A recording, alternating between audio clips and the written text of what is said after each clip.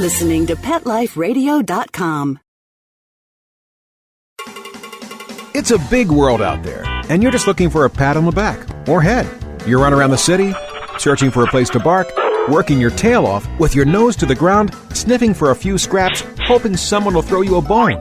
You take each lead, collar after collar, hoping one day to take a bite out of success and become the top dog.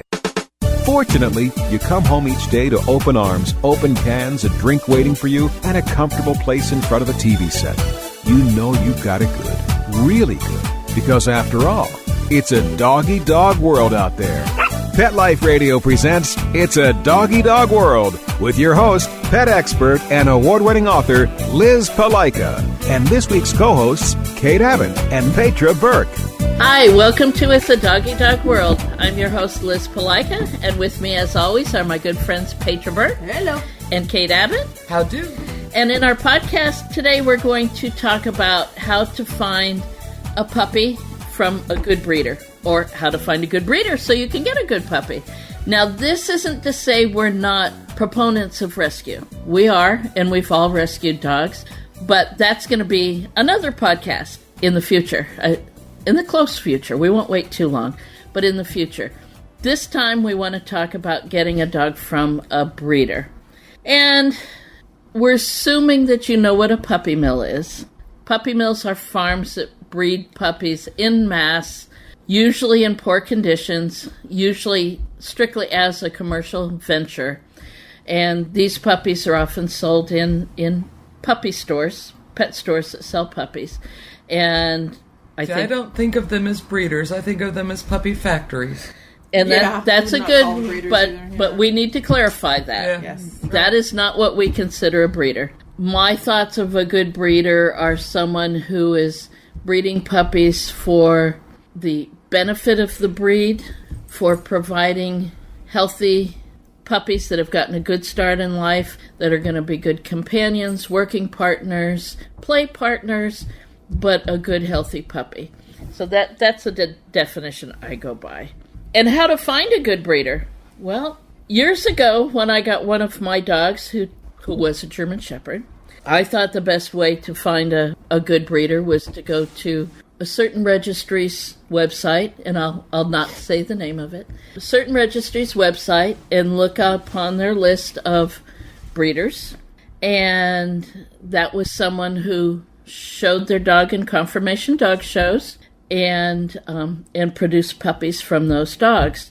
My definition since then has changed, and I don't think that conformation dog shows are always the best judge of what a dog is, because I think we've also got to consider his brain, his health, his working instincts, what was he bred to do as a puppy.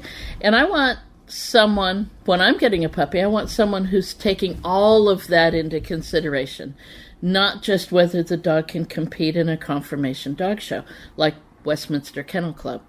I want the whole package. Especially with the fads that seem to be happening in that world. Oh, and German Shepherds are a good example of it. I love the breed. It was my first breed. I've written a couple books on German Shepherds. I still love German Shepherds. But what they are today is nothing like they were decades ago. No, very true. And we see that in the dogs in our classes, not just the dogs that we see on TV at the dog shows. So let's talk a little bit. Well, Petra, you and I are getting a new puppy later this year. The puppies were just born a couple days ago. This particular breeder, I researched about 15 years ago. Yep, you did. And I didn't get a puppy at that time because Bashir showed up in my life, and I'm so glad he did. But I did go back to her 4 years later to get Bones, or 4 years ago to get Bones.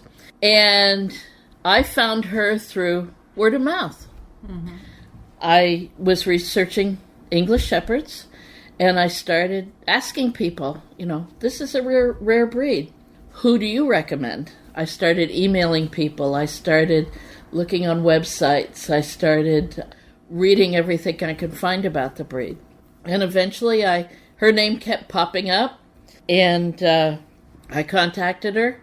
She invited me to call her, and I must have talked her ear off for 2 hours. She can hold her own, too. Oh, yes, she bet that can. was a good conversation. Yes, she can. Yes, she can. It wasn't all me doing all the talking. And eventually I was impressed enough with her that I asked her to put me on a list for a future puppy. And then when Bashir showed up, I had to ask her to take me off. When I contacted her 4.5, 5 years ago to be put on a list, which turned out to be Bones, when I contacted her, I said, I don't know if you remember me. And she said, yes, I did. Yes, I did. Oh, is that good or bad? And I said, Bashir is 12 now. And I said, I'm ready to actually change breeds. And do you have a litter coming up? And she said, at that point, she said, I'll be having a litter in probably within the year. And I said, okay, put me on the list, please. And she said, great. And that turned out to be Bones. And he's absolutely awesome. I think we all started. My first German Shepherd, I wanted a German Shepherd. I wanted, then I was only 20. So I wanted something that had working lines. Mm-hmm. Not knowing exactly what that was. Exactly. Yeah, I thought, that would be a smart dog. Not knowing enough. We all learn from our mistakes. But not always, but we try. But I think I found him. I think it was actually an ad in the paper, and went out to Poway, and both parents were actually working dogs. Dad was a sheriff's dog there in that area, so they were actually law enforcement dogs. And now Hans turned out to be an awesome dog. I love that dog. But his first year and a half of life were tough. It was, that's the dog that Liz failed me, 6 times in beginning class? No, 5 times, and then I told you, come back a 6th time, then I won't charge you. Help me in class, and we'll call it even. And now that's 30 years later, and I'm still here. But yeah, I felt bad for her. One of these days you're going to graduate. Yeah. Really? Right. But I learned from that experience. He was a tough dog. He was tough. But she was bound and determined she was going to make it work. And he did eventually grow up and turn up to be a nice dog. But it took a while. Yeah, that was a tough one. But I think after that, then just being around, the knowledge that you shared, Liz, with me and watching you pick and talking to breeders, I thought, I am not doing that again, And again, the word of mouth, watching other people's dogs from puppies as they grow up. It gives you a chance to see of what you like, what you don't like. And get familiar with the lines. And don't be afraid to ask questions. One of our trainers, Melissa, is great at asking questions. Boy, she'll drill holes in your head to suck all the answers out, which is wonderful. But to me, a dog is a commitment. And I want to match the dog with my lifestyle and what I like to do with my dog. And in particular, I like herding dogs. I've had toy breed dogs also. I've had a Papillon. I've had a Bulldog. I've had a Dalmatian. I've had a Doberman. So my husband and I have had a Bull Mastiff. So we've had a variety of dogs, but I keep going back to herding dogs. Mm-hmm. Those fit me. They fit what I like to do. I like their attitude. I know the way their brain thinks. And so by narrowing it to herding dogs and then to breeds that even more closely match what I like, and then for me, breeds that are healthy. Oh, gosh. And because so many aren't, and then continuing that narrowing process and then talk to a number of breeders. And then find a breeder whose philosophies, whose ideas about dogs more closely align with your own. Watching you when you got Bones, I waited. Mm-hmm. I wanted to see how he was raised, how the breeder did her thing, how when you got him, until I decided, okay. Because Aussies, I loved Aussies. I don't know. I had so many, you had so many. Yeah. But they're not healthy now. No, and that was heartbreaking. Yeah. So watching the English Shepherd, then I went to her and got Poncho, and I couldn't be more pleased. Love the way she does the work. And so many people say so many things about it. And raising puppies isn't easy. Well, if we start at the very beginning, finding the right match, the right bitch and the right stud dog. the breeder that we go to, she can talk pedigrees up one side and down the other, and my brain doesn't even go there. I mean, she starts going this and this and this, and I'm just going, oh, okay. I can tell you his mom and dad and his grandparents. She's got the brain for that minutia, and I don't say minutia in denigrating it. It's not. But it's all those details. And then when she looks at stud dogs for her bitches, she's gone across country to breed a girl. And I mean, this is serious business, which I just totally admire.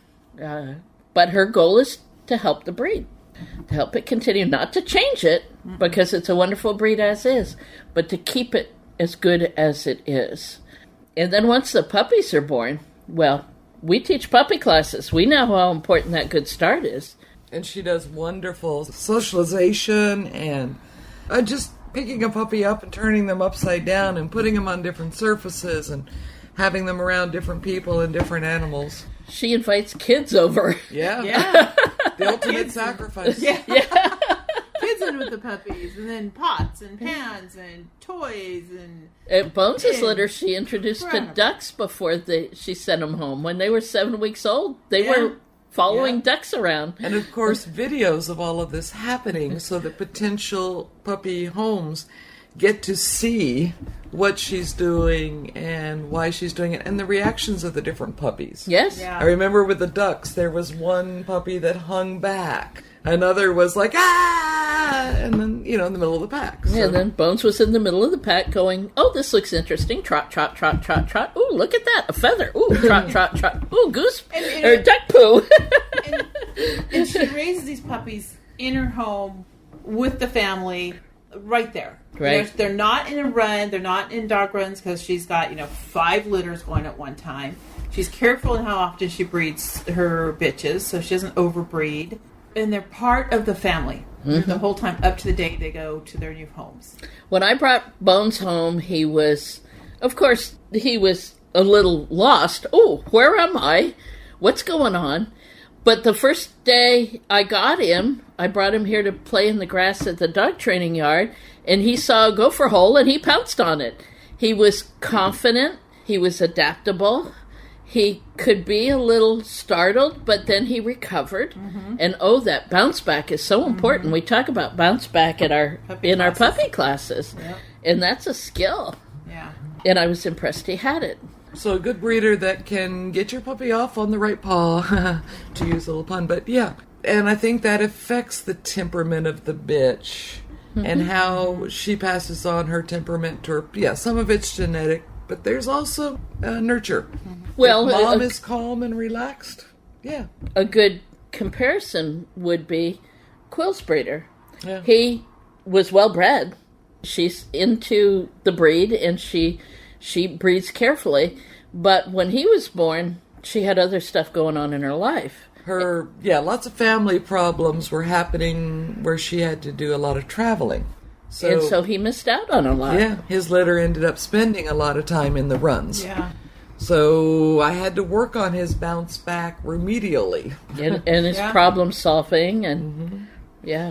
All right, well, we need to take a break for our sponsors, so hold on. We've got a lot more to talk about when we get back. Sit. Stay. It's a doggy dog world. We'll be right back after a short pause. Well, 4 to be exact.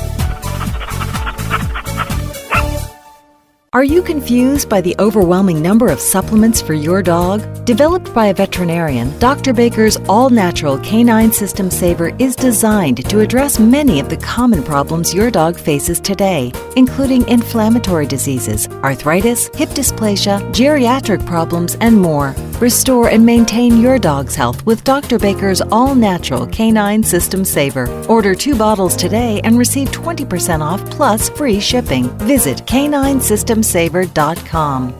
It's hard to find time for your furry family member. That's where Camp Bow Wow comes in. All-day play and overnight camp, daycare and boarding for dogs. Everything is included. Large play areas for fun and exercise. spacious cabins, comfy cots, even live camper cams to watch from a computer or smartphone.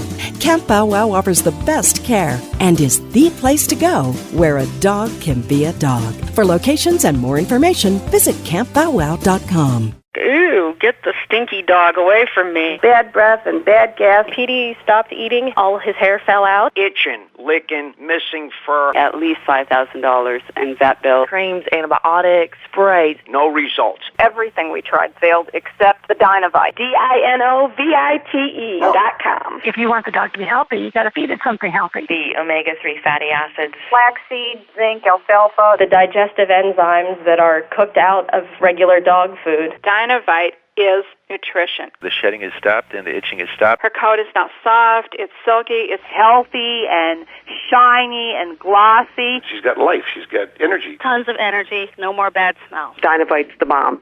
Dinovite is the best thing that's ever happened to my dogs, besides me, of course. 859-428-1000. 859-428-1000. Dinovite for life. DINOVITE.com. Let's talk pets Let's talk pets on Pet Life Radio. Pet Life Radio. PetLifeRadio.com. We know you're begging for more. So back to It's a Doggy Dog World with your fetching hosts, Liz Palika, and this week's co-hosts, Kate Abbott and Petra Burke. Welcome back to It's a Doggy Dog World. The other thing that a good breeder does that I've had a little experience with this past year is all of the health checks. And I say I had some experience with it because Bones' breeder asked me to make him available for stud a limited number of times because she felt his genetics was important enough to be passed on. And he, even in her eyes, I'm granted I'm biased, extremely so. Really? She likes her dog. I don't love my dog. But anyway, she wanted his genetics passed on. So before I even thought about doing that, of course, hips are checked and OFA'd. There were a number of veterinary tests, health tests that needed to be done, including his eyes and heart and all kinds of other things, anything that could potentially be passed on in this breed. And that's not cheap. Yeah. That's not cheap. I probably spent about $1,000 before I told his breeder that these were completed and that he was fine as far as all these tests were concerned, and talked to her about it, and she said yes, that she would help me find appropriate girls for him to breed, that the pedigrees would be compatible. So a good breeder is going to check the lineage, but also check the individual dog. Right. Right. Is this dog appropriate to be bred? Is his physical conformation, his temperament, his personality, his working instincts, his drive, and his health, is this appropriate? And it's not cheap. A good breeder is going to do all those tests. And Bones has sired 2 litters, and I required the same thing of the owners of those bitches. When they contacted me and said we would like to use Bones, I asked them for the same thing, just to be responsible. Mm-hmm. Well, So, and then to keep the lines healthy. to keep the to keep a healthy breed as healthy as possible. Yeah, exactly. I mean, we know right now somebody looking for a particular breed, and she's doing research here on the West Coast for this particular breed versus what's on East Coast. And it's a rare breed. Yeah, it's a rare breed. And what she's come across was just amazing, how some people just loved the temperament of this certain bitch, and she has hip dysplasia. But that's okay, because her temperament is just outstanding. So they kept breeding her. So they keep breeding her. So, of course, she walked away from that one, and yet the other person, it does exactly like our breeder does. Very into all the testing, wants to keep these lines as healthy as possible for what they're meant to do. So, what I asked one of my puppy owners how they picked their puppy, and it was because the breeder was breeding for a pastel color. Period. Period. Run. Yeah. Run quickly. Run quickly. And they didn't know the questions to ask. Right. And the person was saying, oh, they're just so beautiful, and I just love this light, and blah, blah, blah, blah. Yeah. And of course they have nice, but nothing about hips or eyes or anything else. Yeah. Now, see, I didn't choose Bones. I told the breeder what I was looking for in a dog, what I did with my dogs, what I would be asking my dogs to do with me, and she, of course, watching her litter for 8-9 weeks, then said, this particular puppy is going to suit you the best. Mm-hmm. She's very good at picking out the personalities to fit. Yes. Yes. Yeah. Although when you got Poncho, she was down to 2 puppies, and she was going to keep one, and Petra was going to get one, and she kept flip-flopping between the 2 oh my God. Because the 2 were so much alike that she couldn't really decide. And when we drove up to pick up the puppy, we still didn't know which one you were going to get. Still did not know. And we met her, and she opened the car door and said, well, here you go. And it only until and she still at that point didn't say who it was until we opened the crate. And then only at that point when I knew which of the 2, it was. And I am so happy I got the one I wanted. Yeah. But it does make sense because they spend the time with these little forming creatures. Sure. Know who's pushy. Sure. And especially because she has them in the house. They're there. She sees them all the time. Yeah, 24 hours a day practically. So when I got Bashir, as I had said earlier, I was on a list for an English Shepherd. I wasn't going to get another Aussie because Riker had been diagnosed with severe hip dysplasia. And the dog before him, Dax, had liver disease. And so I was pretty burnt out on Aussies and vet bills. And then Bashir's breeder, who I'd known for many years in the breed, called and said, I have a puppy down here who would be perfect for you. Now, I hadn't contacted her asking for a puppy. She just called and she said, I have a puppy down here who would be perfect for you. And I went, okay. And so Paul and I and Petra said, I'll go with you. Famous last words. And we went down. I want to love my puppies. And we sat down in lawn chairs in her yard, and the puppies this whole litter was running around, and she picked up this one puppy, and she put him in my lap, and I held him, and then Paul held him. So all the other puppies are running around, and this puppy's in my lap or Paul's lap going, hi, I want to go home with you. And that's all she wrote. Now, Petra is watching them run around, and she sees the leader of the pack running around, and she falls in love with him, but she wasn't ready for a puppy yet, so she didn't make any commitment. And what was it, 2 days later, you found out your old girl had cancer. Cancer, yeah. My old Aussie had cancer. So she calls down to this breeder, and the breeder said, I had put a hold on that puppy. I knew you'd be back for him. Yep, my name was already on it. Didn't even know it. Yep. So, good breeders, especially those who've been doing it a while and who pay attention to their puppies, they know what their puppy needs.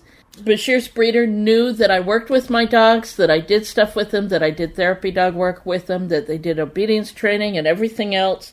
And she knew he needed someone who was going to do stuff with him. She knew that he would not be happy as a pet. And I'm not denigrating pets. My dogs are pets too. But she knew that he needed someone who would work with him. So don't be surprised if a good breeder asks you a lot of questions. Oh, and they do. I mean, some sample questions. What traits are you looking for? And in terms of temperament and physicality and so forth, what are your plans for a dog? I mean, do you want a farm dog? Do you want a companion? Do you want a agility? Pet? Do you want a therapy dog? Yeah. What experience do you have with owning and training a dog? That tells her whether she should pick the hard case or the more compliant one. Mm-hmm. Oh, sure. Or whether her dogs are even right for you. If she breeds working dogs, like Petra's first German Shepherd, and you don't have the skills or the time or the patience to work with this dog. Or the yard. Yeah. Or perhaps this isn't the right dog or breed for you. Right. And then even other little things like qualities that you could simply not live with. That's a great question. Do you really think about that? Kate's Jack Russell Terrier. I'd have killed him. He's not a bad boy. He's not a bad boy at all. But I'm not a terrier owner. And those terrier traits, the tenacity, and he's very well trained, and he works with Kate wonderfully. But he doesn't come asking to do stuff. He amuses himself. Mm-hmm. And being a herding dog person and not a terrier person, that would bug me. I mean, how many times do we all go on a trip together? We bring all the dogs, and our herding group's all around Liz and I and stuff, and then Kate. There goes the terrier. Kate, are you gonna? He'll be back. Okay. Kate, is he gonna? He'll be back. There he comes. He's back. And he zooms in and goes, "Hey, I'm here. Okay, see you in a bit." Boom, yep, zoom out. And we're like, Kate, he'll be back. So what characteristics would drive you nuts? Because if I had Quill, we'd have a very bad relationship. Yeah. It just wouldn't have worked, and I'd have probably placed him in another home. Yeah. Or wouldn't have got him in the first place if I was bright. So what characteristics would not work for you? Yeah, I mean, some examples on this: shedding, barking, shyness, hard-headed. Why do you look at my dog? Stubborn, independent. Or were you looking at me? Really, my shedding is not that bad. And then they ask, who is in your household? Kids, people, who lives there, what other animals you have. Do you have livestock? What kind? I mean, this particular breeder wants to know, what is your life like? Yeah. This puppy's going to your world. When I had Papillons, kids were a big deal. Most of the Papillon breeders would not sell a baby puppy to a family with very young children. Not that the kids were bad. It's just Papillon babies are so fragile. Yeah. Now, often, if they had a retired show dog or a dog that was returned to them, perhaps the owner passed away, they might place an adult dog if the kids were dog-wise and were good. But they wouldn't sell a baby Papillon puppy to little kids. So it can make a difference. Mm-hmm. One of the flags for me is the age they want you to come get the puppy. Oh, definitely. Yeah. Oh, yes. Yeah. Yes, the breeder that we're working with, thankfully, and Bashir's breeder, I said, I don't want to pick up the puppy before 10 weeks. Okay, no problem. Because 10 weeks, they get all that time with mom and litter mates, and they learn all these important lessons. How to accept discipline, how to learn not to use your mouth on each other, because that hurts. And we see so many problems with puppies that leave too early. One of the most egregious cases that we've heard in a while, a woman started puppy class with a Great Dane puppy. Yes. And informed us that she was going to go get 2 more Great Dane puppies. Well, come to find out, she lives in a townhouse apartment. Yeah. And I was like, what breeder was going to sell you 3 Great Danes to live in? And she didn't have the knowledge base to even start to cope with that. She just wanted 1 dog for each of her kids. Not a little dog either. Not a little dog the either. Biggest dog. And then to find out the breeder wanted them picked up at 7 weeks, 8 weeks. Oh, early. It was early. Early. It was before 8 weeks, so we told her about the California. So when we convinced her that 1 puppy at a time would be more than a handful, and she went and said, I'm not going to get 2 more, I want my deposit back. The breeder started, the breeder, right, in quotation marks. Not a reputable breeder, not a good breeder. No. started to give her a hard time. But since we had educated our student on the law in California is you can't sell a puppy before 8 weeks. So she was like, well, I'm sure other people would like to know, somebody in perhaps the county law enforcement, that the puppy you sold me was not 8 weeks. So she got her deposit back quickly. But yes, those were all red flags to me that was not a caring, not to mention the temperament and the conformation of the puppy that she originally got. Right. It's not. So if you contact a breeder, don't be surprised if they ask a lot of questions. Some may ask if you have a fenced yard. Some may ask if the dog is going to live in the house or live outside. You might be asked how many hours you're gone from the house every day. What are the ages of your other dogs? What kind of dogs? I mean, expect to be queried because a good breeder, a reputable breeder who cares about her dogs and her puppies is going to want to make sure this is the right home for her puppies. A reputable breeder is a lot like an adoption agency. Yes. If you want to buy a dog, go to Craigslist. Yeah. I'm sorry. No slur on Craigslist. I sell stuff on Craigslist. That's fine. But not puppy dogs. And then do your research to ask people, look at dogs, don't be in a hurry, jump to it. Oh, I want a blah, blah dog, XYZ, let's go get one today. Oh, Bones, I was on the waiting list for almost a year. For this puppy coming up, I called her months ago. Well, I lost Cisco last November, and I think it took me several months to grieve for that. Yeah. And then I decided, okay, I'm going to contact Bones' breeder and just have her put me on the list. I wasn't ready yet at that time, but I knew that she would be making a list for any future breeding. And she said, as a matter of fact, she was going to breed her bitch either spring or fall, depending on when she was able to get the available male. And they were born a couple days ago. Yeah. Yep. So I'm used to being put on a waiting list. And if you're investigating a breed or a kind of dog, I highly recommend going to rescue organizations for that breed. Oh, yes. Mm-hmm. Because then you see the other side of it. So the breeder who may say, this is a great protective dog for your home. Then the rescues will tell you this breed can be snappish and may not allow people onto your property. Mm-hmm. And so that's why we end up with them. There's many different definitions to terms. Yeah. And most rescue groups are there for the love of that breed, but they also have very clear eyes as to what the breed's good and bad parts are. And I think also my red flag, if you're going to a breeder, you think it's going to be pretty good, and they start pushing you on taking puppies, and then two are even better, I would really run the other way. Yeah. Thank you, no thank you.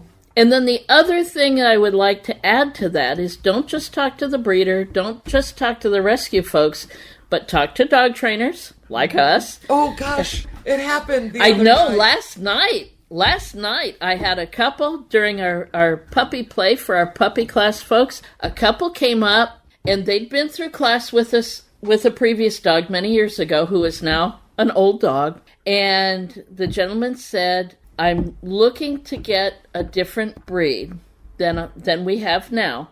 And he said, and my goal is to do therapy dog work with this dog. I have a couple breeds in mind. Would you give me an opinion on them? And I said, oh, yes, thank you for asking. And we talked for, a good 10, 15 minutes. He made your decade. I mean, that's quite a question we live for. Yes. Yeah.